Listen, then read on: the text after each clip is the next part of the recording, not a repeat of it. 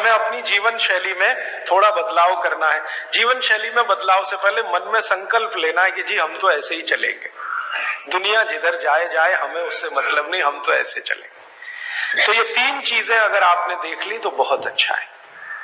अब थोड़ा आगे चले, अब और दूसरी चीजों पे मैं चलता हूं कि और कौन कौन सी चीजें हैं जो आपके आसपास हैं और आपके वात पित्त कफ तीनों को सम पे लाने में मदद कर सकती है। ये तीनों समभाग में रहे तो अच्छा होता है। और कौन कौन सी चीजें हैं?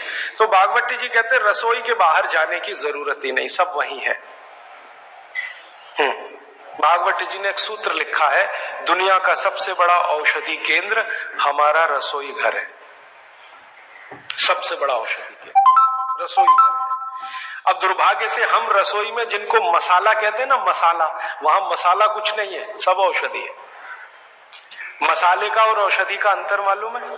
ये मसाला तो शब्द ही भारत का नहीं है, पहले तो ये बता दूंगा। ये अरबिक शब्द है, फारसी से अरबी में आया, अरबी से हमारे घुस गया, हिंदी में और जगह जगह घुस गया। ये विदेशी आए तो ये शब्द भी आया। हिंदुस्तान में 17वीं 18वीं शताब्दी का साहित्य जब मैं पढ़ता हूं तो जब तक मुगलों का राज्य रहा तब तक मसाले शब्द का बहुत उपयोग है। मुगलों के राज्य के पहले एक भी जगह किसी भी शास्त्र में मसाला नहीं है। चरक संहिता पढ़ी मैंने, कहीं भी मसाला नहीं है उसमें। सुश्रुत में कहीं मसाला नहीं है, भागवत की कहीं मसाला नहीं है। पुराने जितने लेखक हुए हैं ना 10वीं शताब्दी के पहले के, कहीं भी किसी ने मसाले शब्द का इस्तेमाल ही नहीं किया। हर जगह है तो औषधि है, औषधि औषधि, जीरा औषधि, धनिया औषधि, ये औषधि के रूप में है। तो इनकी जो प्रॉपर्टीज हैं रसोई घर की औषधियों की, ये सब आपके चिकित्सा के लिए है। अब मुझे समझ में आता है कि हमारे पुराने जमाने की माताएं बहनें, जो हमारी दादी हैं, नानी हैं, उन्होंने अपनी अपनी बेटियों को जो कुछ सिखाया, सब्जी बनाना तो क्या क्या डालना, जीरा चाहिए, धनिया चाहिए, हींग चाहिए, मात्रा कितनी कितनी चाहिए, वो सब बड़े वैज्ञानिक और चिकित्सक लोग रहे होंगे। क्योंकि रोज हमारे शरीर में वात पित्त कफ की स्थिति सम और असम होती रहती है। आप जानते हैं सुबह जो है ना वात ज्यादा होता है शरीर में, सुबह सुबह, दोपहर को पित्त ज्यादा होता है, शाम को कफ ज्यादा होता है। तो ये पूरे 24 घंटे में ऊपर नीचे होता रहता है। तो 24 घंटे में जो वात पित्त कफ ऊपर नीचे होता रहता है, तो सब्जियों में उसी के हिसाब से औषधियां डाली जाती है। जैसे दोपहर की सब्जी बने, दोपहर की, तो मेरी दादी को मैंने देखा था कि दोपहर की सब्जी बनाएगी तो अजवाइन जरूर डालेगी उसमें, और वही सब्जी रात को बनाती थी तो अजवाइन नहीं डालती थी। तो एक दिन मैंने दादी से पूछा कि यही सब्जी दोपहर को मैंने खाई तो इसमें अजवाइन थी, शाम को खाई तो नहीं, क्यों? तो उसने उत्तर तो नहीं दिया। तो उसने कहा मेरी माँ ने ऐसा सिखाया। बस बात खत्म हो गई। अब उस समय मैं भी मान लिया कि ठीक है, उसकी माँ ने सिखाया। अब जब मैंने काम शुरू किया ये चिकित्सा पर, तब मेरे समझ में आया कि अजवाइन जो है पित्तनाशक है। घी के बाद, देशी गाय के घी के बाद जो सबसे ज्यादा पित्तनाशक दूसरी कोई चीज है तो वो अजवाइन है। और दोपहर को पित्त भड़कता है, आप जानते हैं, और वो स्वाभाविक है क्योंकि खाना खाने के लिए पित्त भड़कना ही चाहिए। तो उस समय अजवाइन डाली जाती है सब्जी में, क्योंकि दोपहर को ही शरीर को अजवाइन की जरूरत होती है पित्त को सम पे लाने के लिए। तो भारत में ज्यादातर माताएं बहनें ये बात जानती हैं कि दोपहर की सब्जी में अजवाइन चाहिए।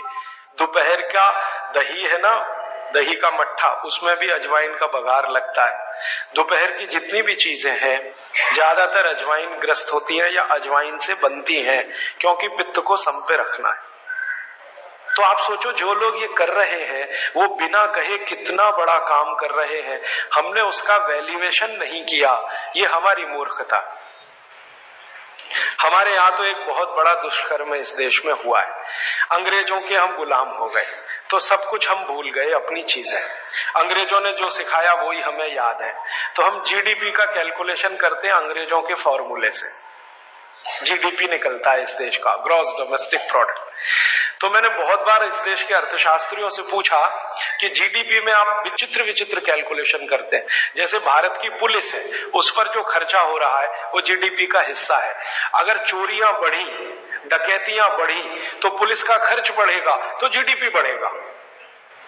और प्रधानमंत्री छाती ठोक के कहेगा मेरे जमाने में जीडीपी 10% से ऊपर बढ़ गया, सो व्हाट, पुलिस का खर्च बढ़ गया, माने चोरियां बढ़ गई, डकैतियां बढ़ गई, अत्याचार बढ़ गए, अनाचार बढ़ गए, तो जीडीपी बढ़ गया, तो क्या बड़ी बात है।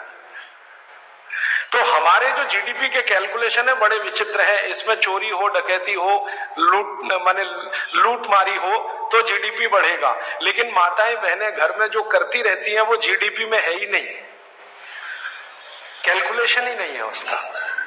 भारत सरकार कोई कैलकुलेशन नहीं करती कि किसी माँ ने 1 किलो पापड़ बना दिए तो जीडीपी बढ़ा कि नहीं, तो कहते हैं जी मालूम नहीं बढ़ा कि नहीं बढ़ा, क्योंकि कैलकुलेशन नहीं है।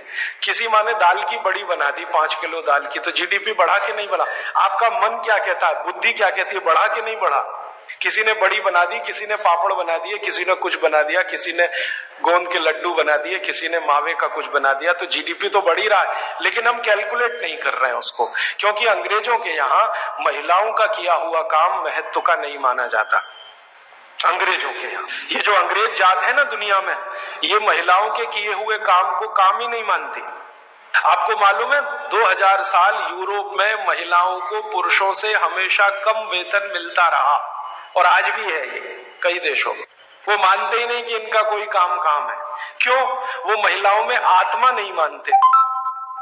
हाँ, यूरोप का सबसे बड़ा दार्शनिक है प्लेटो, वो कहता है कि स्त्रियों में आत्मा ही नहीं होती, आत्मा सिर्फ पुरुषों में होती है। तो स्त्री जो करे वो बेकार है, पुरुष जो करे वही अच्छा है। तो उनके यहां से ये कैलकुलेशन हमारे यहाँ आ गया कि स्त्री कुछ भी करे तो काम ही का नहीं। तो अंग्रेजों का 200-250 साल जो राज चल गया उसमें हम सबके दिमाग खत्म हो गए, सोचना विचारना बंद हो गया, तो हमने भी वही मान लिया। मैं अब इसको बदलना चाहता हूं और मैं ये समझना चाहता हूं और समझाना चाहता हूं कि स्त्रियां जो कर रही हैं वो किसी डॉक्टर से कम नहीं है। बस अंतर इतना है कि डॉक्टर को आप फीस देकर उससे एडवाइस ले रहे हैं, हमारी दादी नानी फोकट में वही एडवाइस दे रही है, धनिया खाओ, जीरा खाओ और ये अजवाइन खाओ, आपके पेट की गैस खत्म हो जाएगी। और ये 3500 साल से वैसे का वैसा ही है, अजवाइन खाओ तो गैस खत्म होती ही है। कभी भी आप करके देख लो। आप में से किसी को भी बहुत गैस बनती हो, पेट में एसिडिटी की तकलीफ हो, आज से शुरू कर दो। आप खाना खाया तो उसमें ध्यान रखो अजवाइन ज्यादा रहे, दाल में, सब्जी में, वगैरह वगैरह। और अगर नहीं कर पा रहे हैं तो खाना खत्म करते ही थोड़ी अजवाइन खा लो। अजवाइन ज्यादा तकलीफ ना कर दे, उसका बैलेंस है काले नमक के साथ, तो थोड़ा अजवाइन और काला नमक मिला के हर खाने के बाद खा के देख लो। 3 दिन में ना आपकी गैस बंद हो तो आप जो कहो मैं हारने को तैयार। ये गारंटी मैं नहीं दे रहा हूं, ये गारंटी अजवाइन दे रही है, मेरी गारंटी नहीं है, अजवाइन की गारंटी है। तो वो कहते हैं भागवत जी कि पित्त को सम रखने के लिए हमारे रसोई में घी के बाद जो दूसरी चीज है वो है अजवाइन।